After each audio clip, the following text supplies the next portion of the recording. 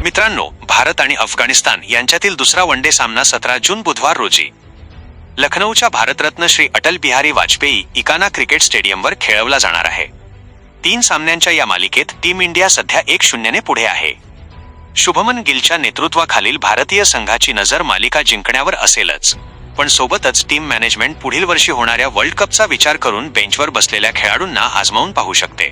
तर कशी असणार भारताची प्लेइंग 11 तेच आजच्या व्हिडिओतून जाणून घेऊ. त्यासाठी व्हिडिओ शेवटपर्यंत जरूर पहा. व्हिडिओ आवडल्यास व्हिडिओला एक लाईक जरूर करा. तर मित्रांनो, धर्मशाळेत झालेल्या पहिल्या वनडे सामन्यात फिरकीपटू हर्ष दुबे आणि वेगवान गोलंदाज गुरनूर ब्रार यांना पदार्पणाची संधी मिळाली होती आणि दोघांनीही आपल्या कामगिरीने प्रभावित केले. हर्ष आणि गुरनूर या दोघांनीही प्रत्येकी 3-3 विकेट्स घेतल्या होत्या. त्यामुळे या दोघांनाही दुसऱ्या सामन्यात संधी मिळेल का ते पाहणे महत्त्वाचे ठरणार आहे. यासह रोहित देखील पहिल्या वनडेत जखमी झाला होता. 39 वर्षीय रोहितच्या दुखापतीचे गांभीर्य लक्षात घेता मॅनेजमेंट त्याला विश्रांती देण्याचा विचार करू शकते. रोहितला विश्रांती दिल्यास फॉर्मात असलेल्या तरुण यशस्वी जयस्वालला प्लेइंग 11 मध्ये संधी मिळेल.